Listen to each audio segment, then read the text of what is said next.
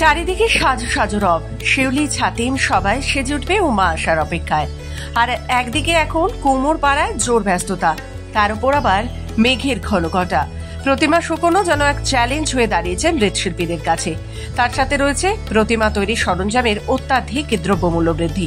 এই দুটি বিষয়কে সামলাতে হিমশিম খেতে হচ্ছে মৃৎশিল্পীদের। নদিয়া কৃষ্ণনগরের ঘূর্ণি সারা বিশ্বের কাছে এক অন্যতম নাম। এই ঘূর্ণিতে গেলে দেখা যাবে মৃৎশিল্পীদের নিপুণ কারুকার্য।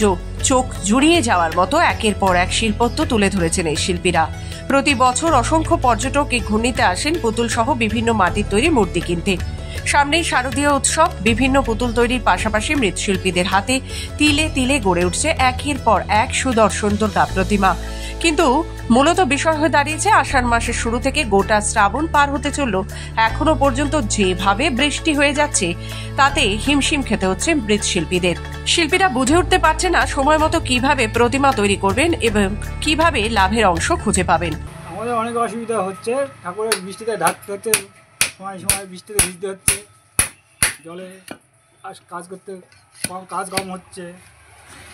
লেবার কতটা আসছে? লেবার একদিন আসতে, দুদিন আসতে লেবারের অসুবিধা। এবং বর্ষার মধ্যে কি প্রচণ্ডভাবে অসুবিধার সম্মুখীন হচ্ছেন? প্রচণ্ড অসুবিধা। এবং ইতিমধ্যে তো রঙের দাম বেড়েছে, সাজসজ্জার দাম বেড়েছে, কতটা অসুবিধা হচ্ছে?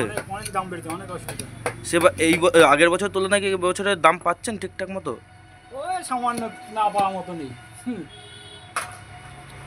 এই যে বর্ষা লেগে যাচ্ছে, কতটা শুকাতে অসুবিধা হচ্ছে প্রতিমা? প্রতিমা তো শুকাচ্ছেই না, তো ভিজেই পড়ে আছে কবে থেকে, শুকাচ্ছেই না।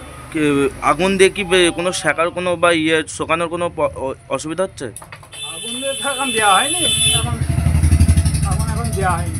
এক একটি দুর্গা প্রতিমা তৈরির অর্ডারের তুলনায় খরচ অনেক বেশি বলে জানাচ্ছেন শিল্পীরা। এ প্রসঙ্গে জগৎ বিখ্যাত নদিয়া কৃষ্ণনগরের ঘূর্ণির অন্যতম মৃৎশিল্পী সুবীর পাল তিনি জানান, তার হাতের তৈরি দুর্গা প্রতিমা, বিভিন্ন মাটির তৈরি মূর্তি এর আগেও বহুবার বিদেশে পাড়ি দিয়েছে। দেশের মধ্যেও বিভিন্ন রাজ্যে ছড়িয়ে আছে তার তৈরি মূর্তি। এবছরও আগে থেকে অনেক দুর্গা প্রতিমা বিদেশ সহ ভারতে বিভিন্ন রাজ্যে পাড়ি দিয়েছে ইতিমধ্যে।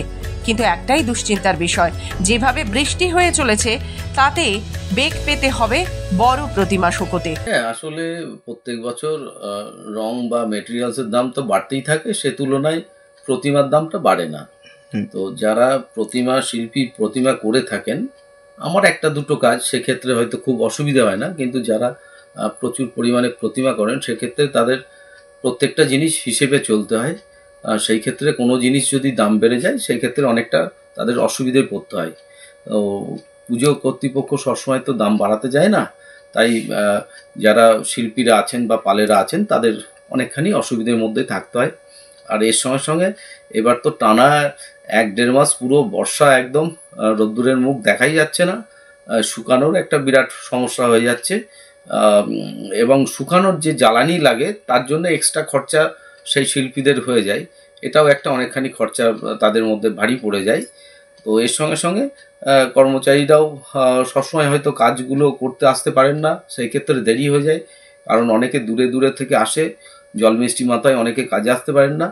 এইসব সব মিলিয়ে একটা সমস্যা থাকে, কিন্তু তবুও আমাদের দুর্গাপুজো সেই দুর্গাপুজোর দিনেই হবে, তাই মেনেই আমাদের নাওয়া খাওয়া বন্ধ করেই কিন্তু এই সময় কাজ করতে হয়, এবং সমস্ত শিল্পীরা তাই করে থাকেন।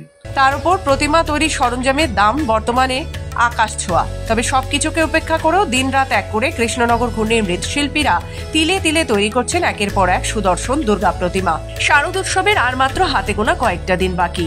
মনের জোর আর নিরলস পরিশ্রমকে পাথেয় করে পুজোর আগে প্রত্যেকটি দুর্গা প্রতিমা তৈরি করে পুজো উদ্যোক্তাদের কাছে পৌঁছতে পারবেন বলেই দাবি মৃৎশিল্পীদের। নদিয়া থেকে কুহেলি দেবনাথের রিপোর্ট, খবর বাংলা।